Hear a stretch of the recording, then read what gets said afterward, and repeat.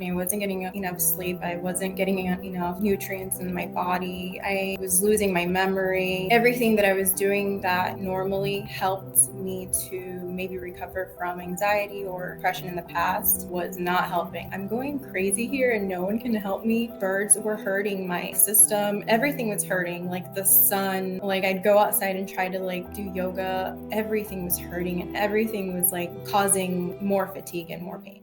I can listen to music. I can socialize for hours, playing with my nephew and run around and chase him. I can go to work for 6 hours a day, which is a lot. I really wanted my independence back so badly. So I just remember the gratitude I had for just being able to cook for myself again. I mean, it was simple meals and one pot meals, nothing extravagant, but that was the best feeling. And I remember being able to post about it and feeling grateful. How's it going, Thrivers? Miguel here from CFS Recovery. In this video, we have Gracie, who is one of the people who overcame a mold toxicity illness, but at the same time, the exact same symptoms of CFS. We actually treat it very similarly, if not exactly the same as CFS. But, Gracie was somebody who just over a year ago was having some very, very debilitating symptoms. I mean, Gracie, you lost 20 pounds when you got sick in a pretty short time frame.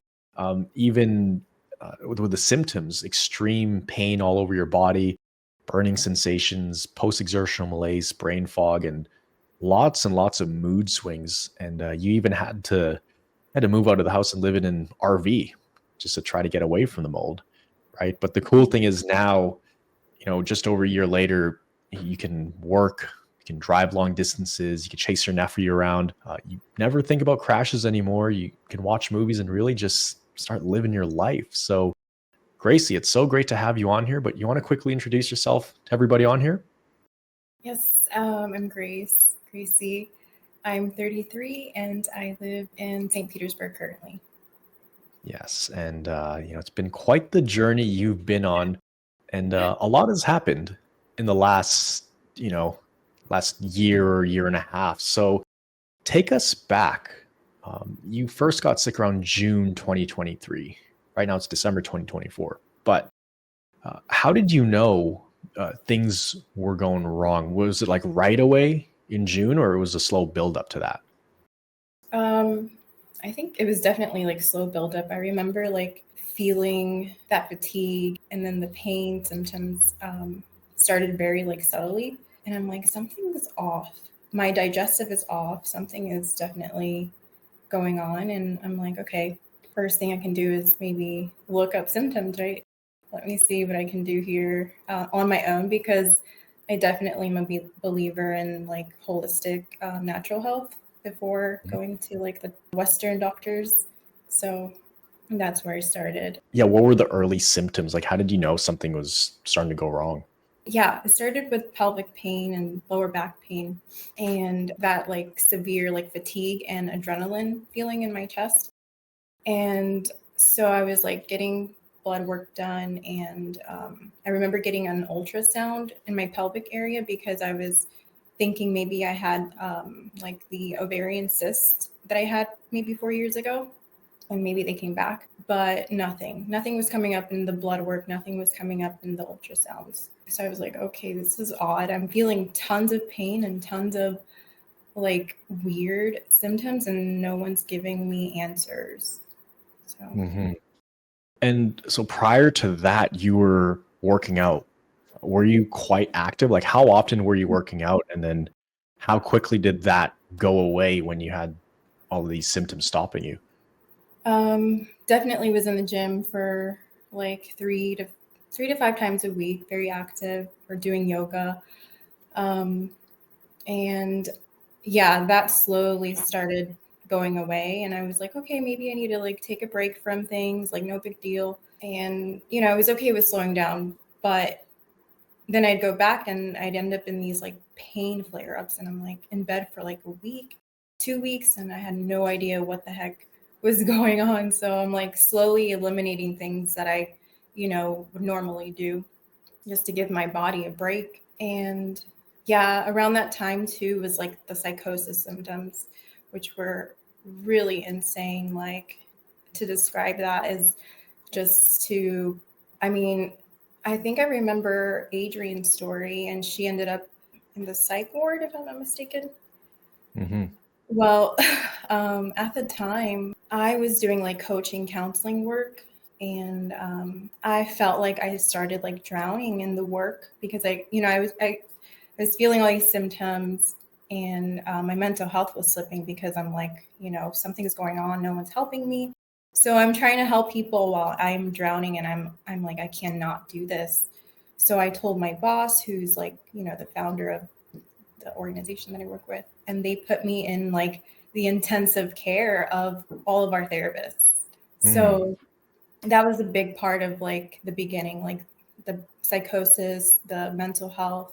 Yeah. Okay. And when you say psychosis, like Mhm. symptoms, like you just felt like you were going crazy, you couldn't think straight, your mind was going so fast. Because I've definitely had many of those episodes before, especially when I was in a crash Yep. and when I wasn't sleeping. I couldn't sleep for a few days. I mean, my mind started to go crazy. Like I couldn't really tell sometimes what was a dream versus what was real life. Yeah. That's when it would start to get a little scary. Was it Yeah, similar for you? that's like pretty much exactly what I think was happening. I wasn't getting enough sleep. I wasn't getting enough nutrients in my body. I was losing my memory. Everything that I was doing that normally helped me to maybe recover from anxiety or depression in the past was not helping. So I'm like, I'm going crazy here and no one can help me. I'm seeing all of my therapist colleagues, 7 of them, and I'm still feeling all of this in my body, and no one knows what the heck is going on. It was Mhm. insane. I felt crazy. And I just remember like lying as much as I could, lying down as much as I could because I was in so much pain all the time. Mhm. And it's probably interesting, or it's probably a very unique experience for you because you knew about mental health and you knew about, I mean, Mhm. health in general, right? Because that's what you did for a living. So, you know, what else was going through your mind when you knew something was going on? You felt it, but nothing was showing up on tests, and even your coworkers couldn't really figure it out. Like, what was going through your mind? Yeah, I'm just like, okay, I'll, keep looking up symptoms.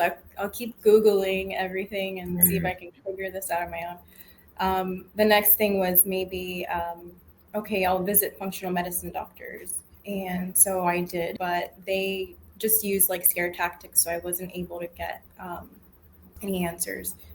Um, and then I had another therapist friend who mentioned mold, and they gave me like a pamphlet to call like a mold inspector. How soon did you figure out it was mold?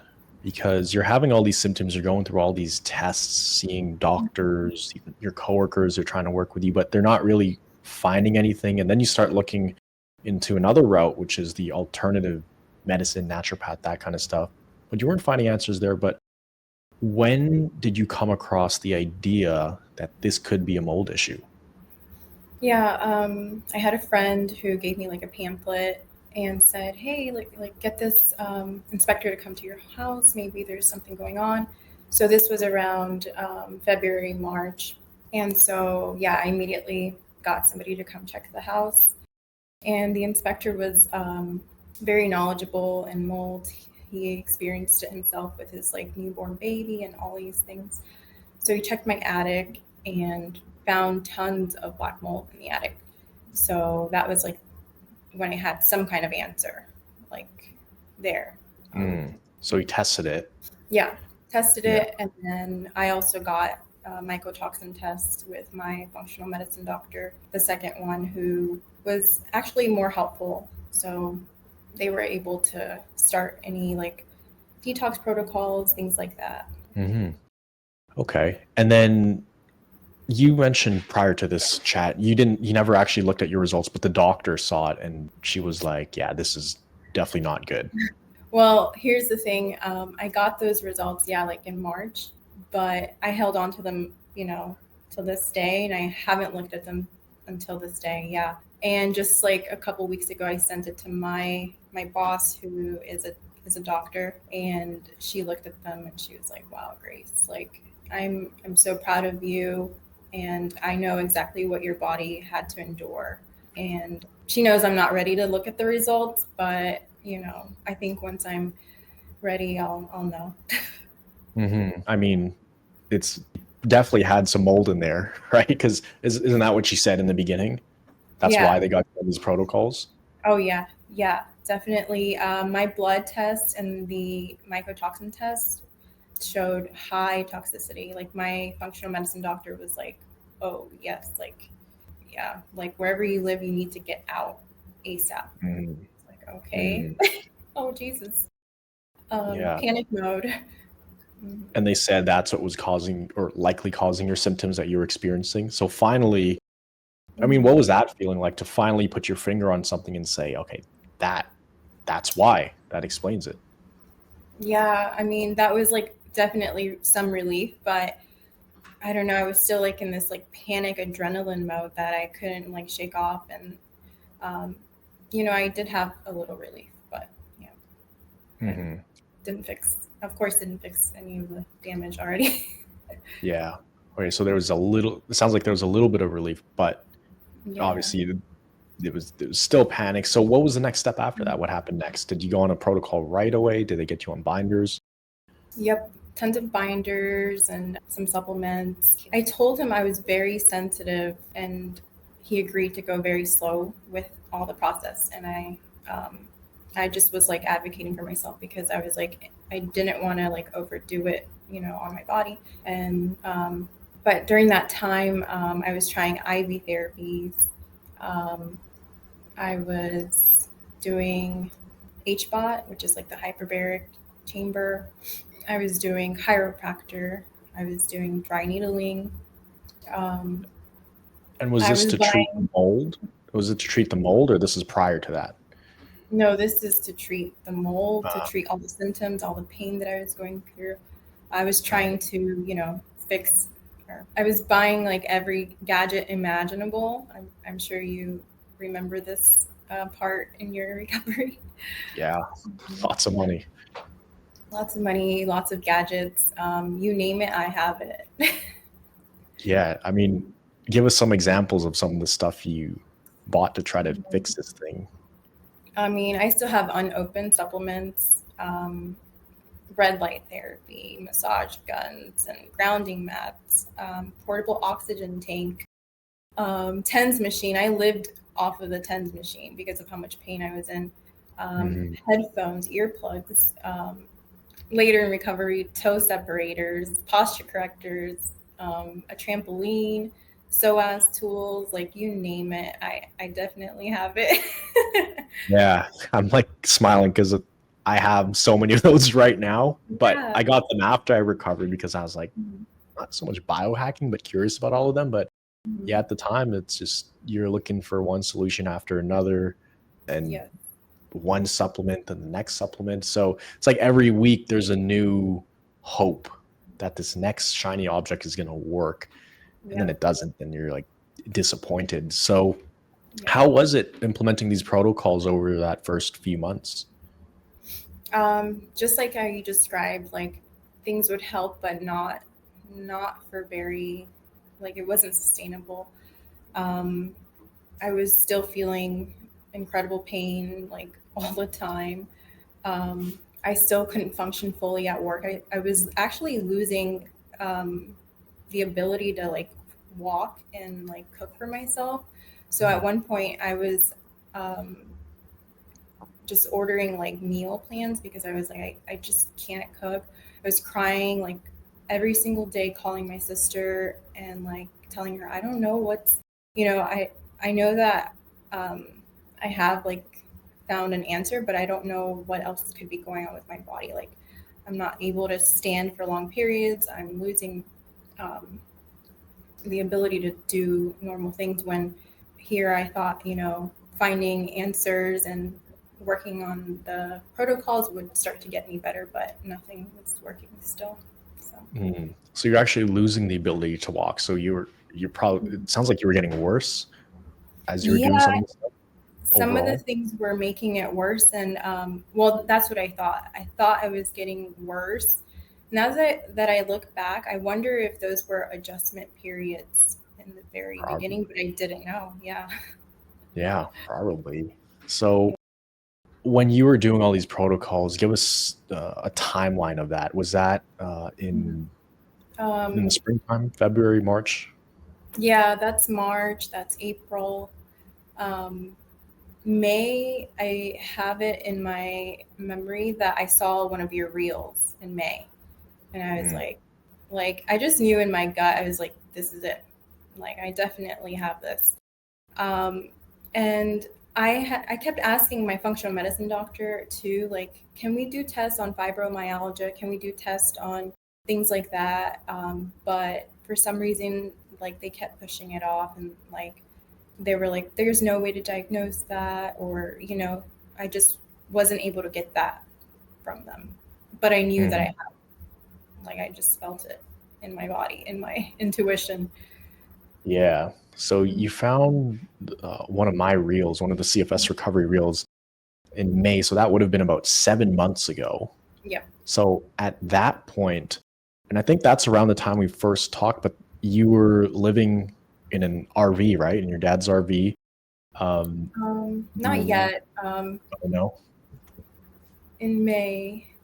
Not yet. I think that happened, or maybe you're right.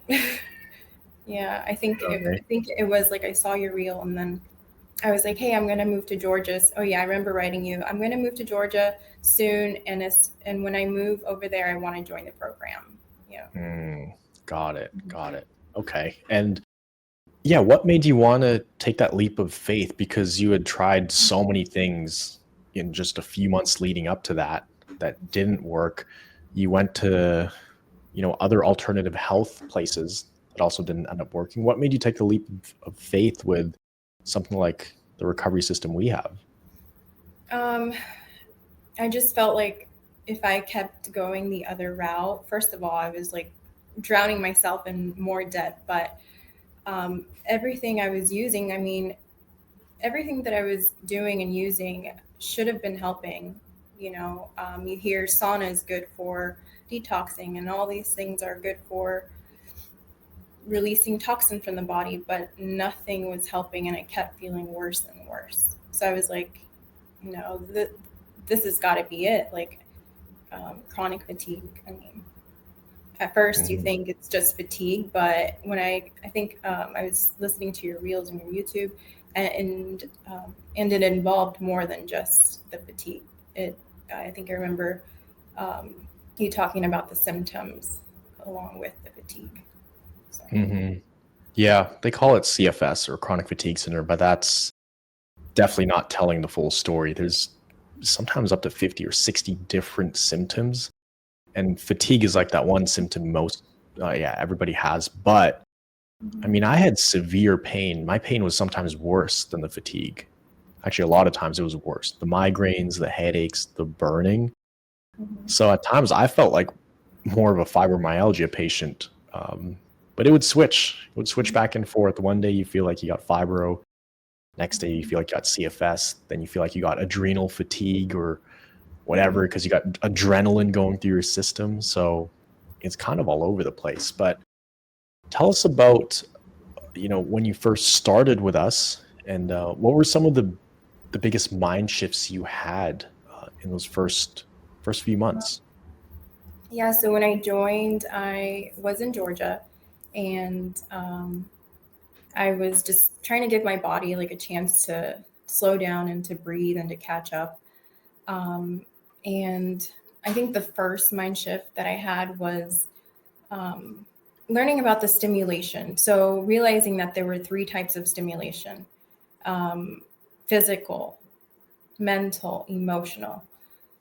So in learning that, I learned that man, was I like emotional to like the extreme. So I was like, oh my God, like all of my stimulation is like going towards this category of emotional. Um, Mhm. so learning that, I was able to start like shifting.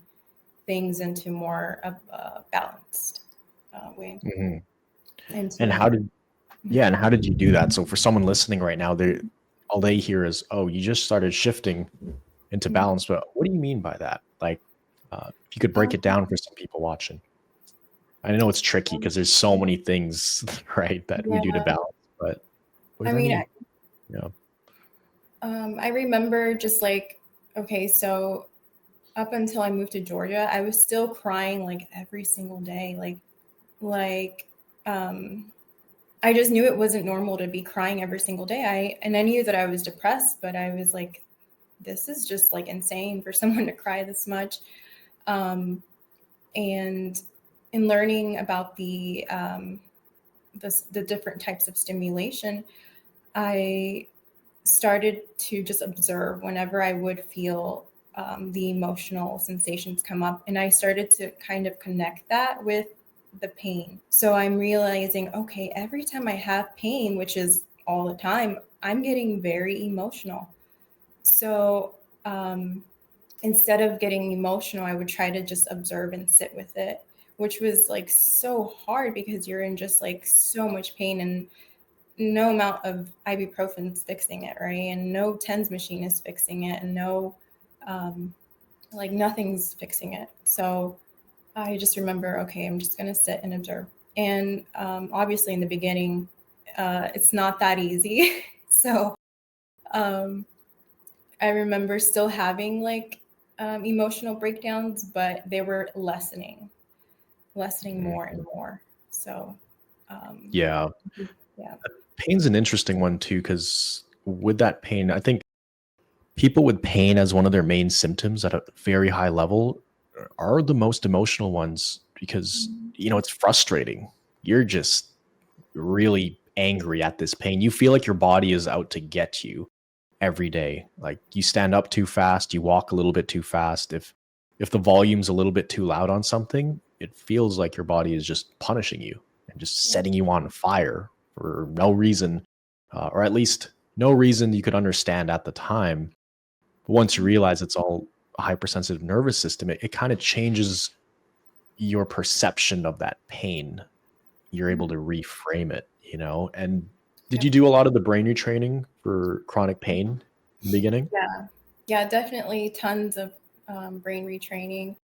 What's another thing I just remembered, it was insane because I got to Georgia and it's so quiet out there, right? And it's so relaxing. And I had the most beautiful view like anyone could ever want for, recovery. But I remember thinking, oh my God, if these birds don't like, I couldn't stand it. Like it was it's funny and it's like I can laugh now, we can laugh, but the birds were hurting my system. Everything was hurting, like the sun. Like I'd go outside and try to like do yoga. Everything was hurting and everything was like causing like more fatigue and more pain. And I was like, Mhm. wow, there. I mean, by that time I knew that it was my nervous system. So I was like, wow, my nervous system is fried. Like there's definitely a lot of work to be done. Mhm. It's so interesting you mentioned that because that's when things really clicked for me. When my doctor said, "Yeah, you have a hypersensitive nervous system." I got flashbacks to like my grandma just talking slightly louder than normal at Mhm. home and then me feeling pain in my body. It's almost like the sound waves were made of, I don't know, heat. And I could feel the sound waves on my body. Or when I was a little more functional, you go into like a market or a grocery store and you could like feel the buzzing of the lights on your skin. It's like Yeah. tingling, right? It's like Mhm. buzzing. So it's really weird like that. So I can totally relate to the birds. It sounds like they're screaming in your ear, right, Yeah. all day. But Yeah. And it's this if peaceful place, and you're just like, oh my God, my poor nervous system, for whatever Mhm, it's been through. I think more mind shifts were learning that my brain wasn't damaged, that parts of my brain were locked. That was a definite mind shift because it took the fear away and it was like, oh, my brain isn't damaged. even though I've been through all this, like the mold toxicity, it's just locked. Like that was like wild to me. And like I said, it just helped me take away the fear. Um, Another one was so just realizing that, yes, mold took me over like the edge, but it was my nervous system. It was my brain that was locked again. So the key was working with my nervous system so that I could unlock these other systems, whether it's like the endocrine system or the lymphatic system or the digestive system or immune system. Um, the key was the nervous system. Mm-hmm. Yeah. And how did you end up like fully believing those things? Because I think a lot of times people have a hard time believing it's actually the nervous system until it makes logical sense and they learn enough about it, and all the things they can't explain seem to be explained at this point. But for you, what made you kind of make that switch from it being an issue with the brain that you can't fix to now it can be fixed? I think it was I just started following everything that I was like being guided in the program, and I started seeing like the subtle shifts, and I was like, oh my God, it's working. And like, yeah, I just remember small wins, like being able to slowly start cooking on my own again in the RV. Luckily, there was like 2 feet of walking space from my bed to the stove, but just to be able to cook again was like huge for me. So that was like a first big win. Because that was, I guess that's like the first kind of grasp of independence, right? Where you're starting to take care of yourself a little more without crashing. Yeah. Yeah, I really wanted my independence back so badly. So I just remember just like the gratitude I had for just being able to cook for myself again. And I mean, it was simple meals and one pot meals, nothing extravagant, but yeah, that was like the best feeling. And I remember, I think just like posting about being able to post about it and like, yeah, feeling grateful. So for some people watching this right now, what are some, I guess, golden nuggets you can share with them that could be very useful? Maybe some of the most useful golden nuggets you learned, and I think you mentioned some, but if you could pick the top 2 or 3 kind of frameworks or principles that really helped you kind of get to this point in your recovery, what would those golden nuggets be for somebody who is completely brand new to this stuff and they're where you were, a year ago, lost, confused, not really knowing what to do?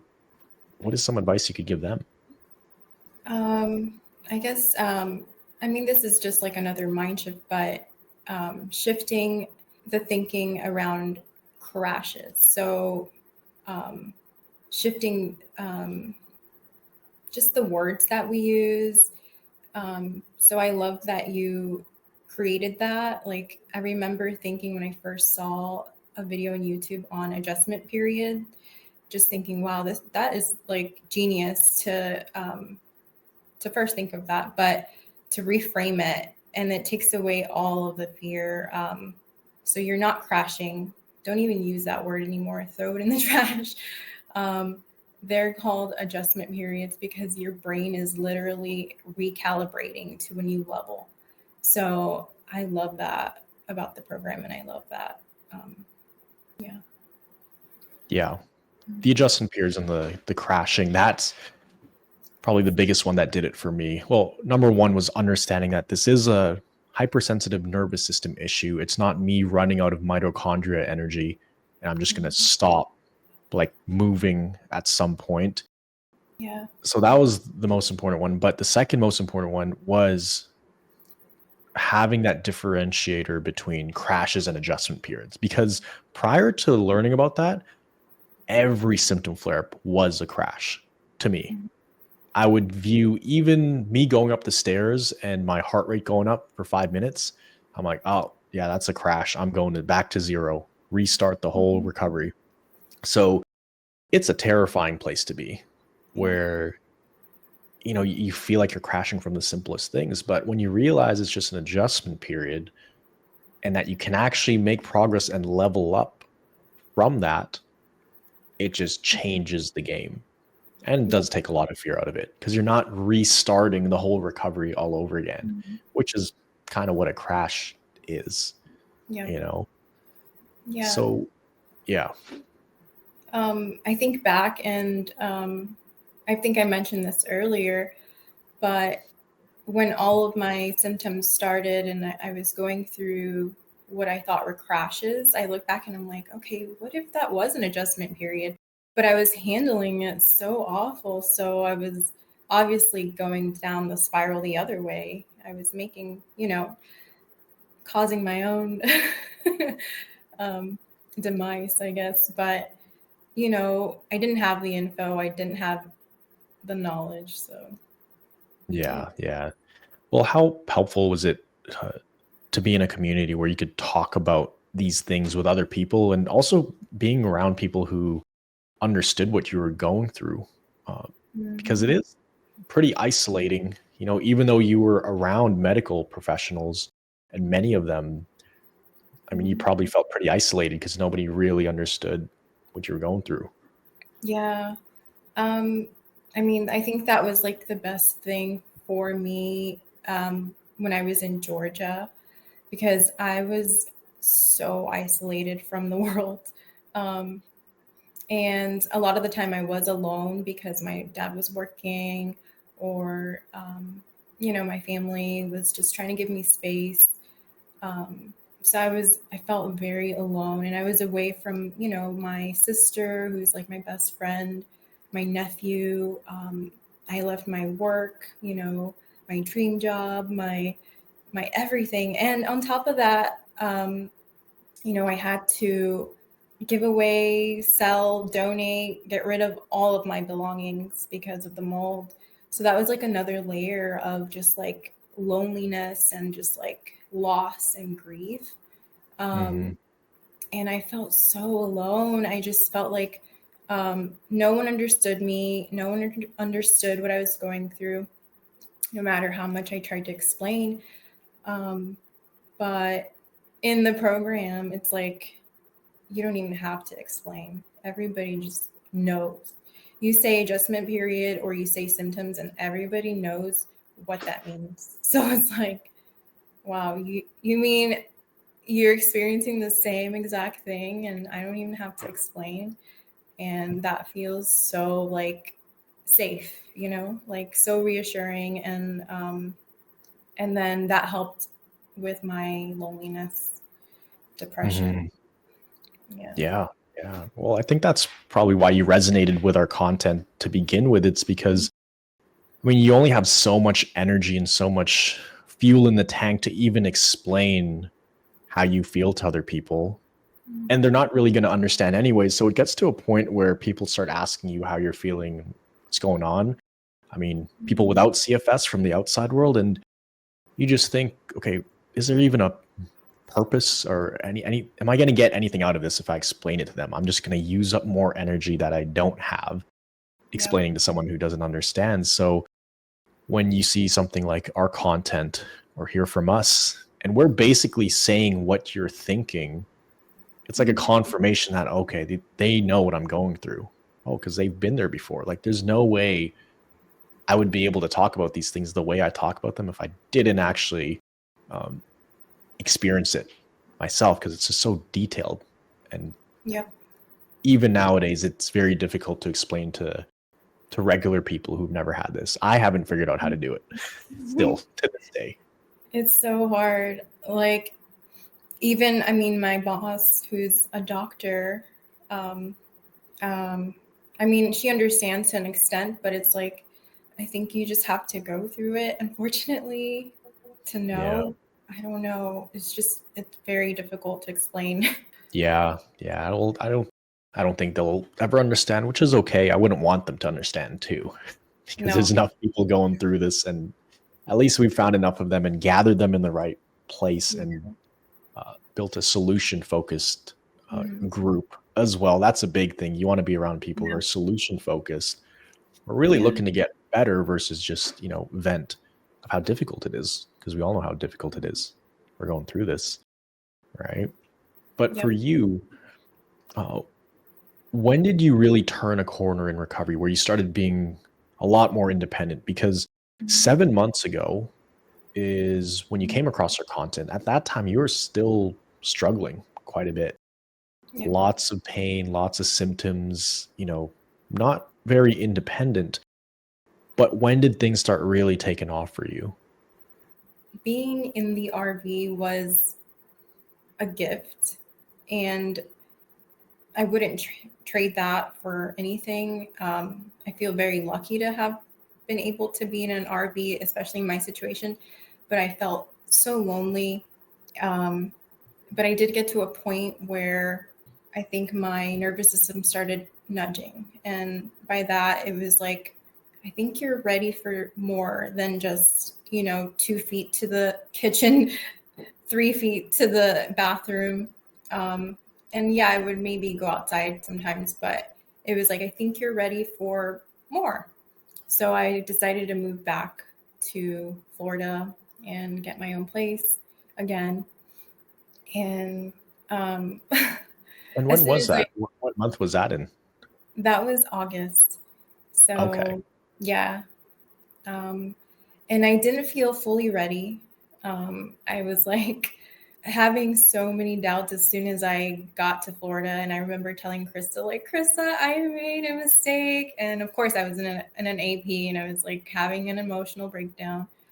Um, and she's like, no, you didn't make a mistake. This is your brain. Don't take the bait, things like that, of course. But yeah, I'm so glad that I did it and that I listened to my coach. And um, I felt like if I didn't take the next like steps, I would probably start going backwards because of how lonely and how I just wasn't able to fully expand where I was in the RV and in a small town like where my dad lives. Hmm. So, mm, Yeah. Yeah. A big change of environment. And I remember that. So that was around August, you said, right? yep, I August. remember because you Yeah. were like, oh man, it's just even though like, can I even finish this program or can I stick with this Yeah. thing? You're in a big AP. I remember Mhm. that. And I think I messaged you a few times. I was like, Gracie, let's stick with it. Let's keep the train on the rails. It's an AP. Yeah. You remember that? Yeah. I was also so worried about like how I would be able to just like um get back to work. And I was worried about everything financial related. So I was yeah, my brain was like you did you made a mistake. But yeah, I didn't. So Yeah, you pulled through. You pulled through. And I feel like in everybody's recovery, at least most people I've seen, there comes that time where you do have to take a leap of faith. And there is going to be a calling to take things to the next level. Whether that's go from being completely bedridden to now sitting out in the living room or being stuck in your house for years and then starting to go for walks outside for the first time in years. For you, it was all right, well, let's get out of this RV. Let's move back to mhm. Florida and really start, building my life back. But in all of those instances, it's like a big jump from where you're at. So Mhm. I think in everybody's recovery, there's gonna come that stage where you kind of have to you learn the tools, you go through a few adjustment periods, a few progress cycles, and then you have to take that leap of faith with the tools that you have and trust that I got this. Like Yeah. there is no other way. I'm going to have to take this leap at some point. And for Mhm. you and so many others, sounds like it worked out quite well. because it caused you Yeah. to expand your world, right? Yeah, totally. And I mean, don't get me wrong, it wasn't easy. No, I yeah. remember just like um, being in an adjustment period. And now I'm like, oh my God, my kitchen is so far and I have to walk so much further than the RV. Like, again, thinking I made a mistake because I'm like, I had it so easy in the RV. Like, and I'm like, oh my God, you mean I have to walk so many steps to get to the bathroom now? When, when I wasn't in an AP, I purposely did that because I knew that was the way that I was going to be able to expand and get to the next level. Um, Mhm. but I remember having to just like push myself to maybe get some sun outside. And here I was trying to look for a job, trying to figure out the next steps. And in between all that, like, I don't know if you remember, but hurricanes, two hurricanes. Yeah, I remember Um, that. Yeah. my apartment flooded like 3 times in like 1 month. Um, and I'm not fully functional yet, just a little. And here I am on my own, and I'm trying to figure it out. Um, so not easy, but I think using like everything that I had been learning in the program, how to respond to things. Obviously, you hear it, and in the program, it's like this is what you're going to use to respond to things in life. And sure enough, like universe starts throwing things at you, and you're like, okay, here it is. How are you going to respond? Oh my. Yeah. And that's the thing. Like, I feel like having CFS or, mold toxicity and getting through it, it really prepares you for a lot of curveballs the world can throw at you. Because there ain't no way you can prepare for a hurricane. Like, which playbook is that? It's Yeah. really a curveball. So you learn, I think, through recovery, you learn to focus on what you can control. Can you control a hurricane? Not really. I mean, there's nothing you could have done, right? Yeah. But you respond to that situation. And most of the time, stress does not usually help a situation. Um, so we can overstress about it and dig ourselves into a hole of, oh no, now I might crash because I have to clean this and fix that. And you start to go on a downward spiral very easily. But it sounds like you were able to keep the train on the rails, basically, by just I responding well. tried. Tried my best. Like I just think thank God for my coach. Like Yeah, tell us about that. Like being able to lean on Krista. Like how much did you yeah. lean on her throughout Yeah, during those those periods? times I definitely was like leaning on her because with the hurricane stuff, I remember like going into uh an adjustment period where it was my digestive acting out and I couldn't eat like again. I couldn't eat normal things. So I was eating soup during the hurricane. Mind you, when you go out to the grocery stores during and after, there's nothing on the shelves, like everything Yeah. is gone. And I'm like, great, I can't even eat soup because it's all gone. And that's the only thing I can eat. And I'm like, Krista, what do I do? Like, and she's just like, giving me just like advice, try to do this, do that. She even sent me like a little massage video on how to like maybe loosen up the digestive area here, and of course encouraging me to like respond as well as I can, even though it's tough. So yeah, I definitely was like struggling through it all, but I had a coach to remind me that like I still was okay. And yeah, these were layers of like curveballs, but I was like, my body was still safe. And it was my nervous system still maybe trying to trick me sometimes. So, Hmm. Yeah. So after you went through that experience, do you feel like you actually gained capacity and leveled up after that whole hurricane thing wore off? yeah, sure enough. Unfortunately, I had to move again. So I've moved total of like 5 times this year, unfortunately. Holy cow. Yeah. So I had That's a to move lot. again. Yeah, I know. because this place had flooded so much that like 3 inches, and then mold started growing in there. So I was like, I can't stay here because like I'm already traumatized, but at the same time, Yeah. I just didn't want to expose my body to more mold. Um, I knew that, yes, my nervous system could, overcome, but I just didn't want to put my body through any more of that. Yeah. Yeah. And water damage, that's like a Mhm. recovering mold toxicity person's worst nightmare. Like that's Yeah. literally what breeds mold. So I totally understand Yes. for But the yeah, I was concern. able to move. So, Yeah, that's awesome. And so when were those hurricanes? Those weren't too um, long ago, right? yeah, I would say what, like November, October, November. Yeah, because I think I Mhm. was I think I was in Florida around that time there were the Mhm. hurricanes. But so Yeah. after that, you And make it Coach through the Junior. hurricane.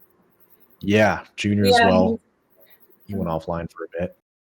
And so what are some of the biggest activities you've been able to do in the last few months? And great signs Mhm. that you're reintegrating back into the world. Um, so going from like from birds being painfully loud, I can listen to music and I can socialize for hours. I can play with my nephew and run around and chase him. Um, I can go to work for like up to 6 hours a day, which is a lot for someone who couldn't even work in the summer. Um, Yeah, that is a lot. I can drive. I'm not sure Mm. like how long, maybe over 4 hours, because I did drive from Georgia to Florida.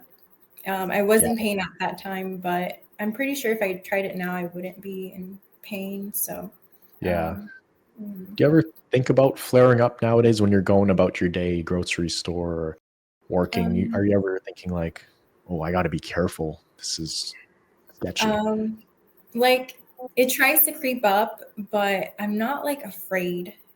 Um, I just know that if it's gonna happen, it's gonna happen, and I know like what to do, and I know how to rest if I need. I know how to pull back if I need. I know, yeah, I know what to do. So it's not like a fear. It's just like a okay, like just be aware, you know? Hmm. Yeah, Yeah. that makes sense. Yeah, I mean, it's actually pretty wild. It's fairly quick how much has changed, or it's pretty Yeah. remarkable considering 7 months ago you were in an RV, like in tears every day, trying to figure out what to do. You could barely go outside to now Yeah. doing what you're doing. So, what are some things you have planned for next year that you're looking forward to now that you have this almost 2.0 version of yourself building up Yeah. capacity? Um, I guess like my North Star, like something that I'm like, I hope I get to do and I will get to do. My one of my best friends is getting married, and I missed out on 2 weddings this year, so I'm like, I definitely am gonna make it to this wedding. So yeah, that's on the list. And maybe more traveling, more studying, things like that. I feel like this is a fresh chapter of life you're opening. So, you're almost like learning new things about yourself, new Yeah. hobbies, new interests, and just new values. Like Mhm. when I go to the hospital, I didn't care about the gym at all. I was just happy to drive down the street Yeah. and walk in a mall and eat dinner with friends. So getting Yeah. fit was like the last thing on my mind. I just wanted Yeah. to have fun, basically. Yeah. Yeah. It's like you get, like, I was thinking about this earlier because obviously I knew I was going to have the interview, and I'm like thinking, reflecting, and I'm just like, this is like it feels like a second life, like another, you get another life. So it's like, um, not that you want to do it right, but you want to do it right. You just want to get the most out of it now. So Yeah. Yeah, yeah. it's hard to explain, but Mhm. you want to get the most out of it. And also for me, it was like I just don't want to make the same mistakes I made before. Mhm. So especially when it was really fresh, I'd say like the first year of getting out of the hospital, it Mhm. was like I felt like it wouldn't take too much for me to slip back into old habits. Mhm. Uh, Not that I Yeah. would crash or anything, but just my mentality. Uh, Mhm. you know, I wanted to go down this other path and really explore that path first before bringing in a lot of old hobbies and Mhm. interests, because it was like learning a new side of yourself, you Yeah. know? Mhm. So for people watching this right now, what are some words of inspiration you can share with them as we wrap this up? For some people who are starting to, I guess, feel hopeless and just feel like, you know, they might never get better. And I know I've been there, you've probably been there, wondering like if Mhm. this is going to be your life forever. What are some words of inspiration you could share with them, especially people with mold Mhm. toxicity who read a lot of these scary things online that you probably read too? Yeah. I guess I would say for like the moldies,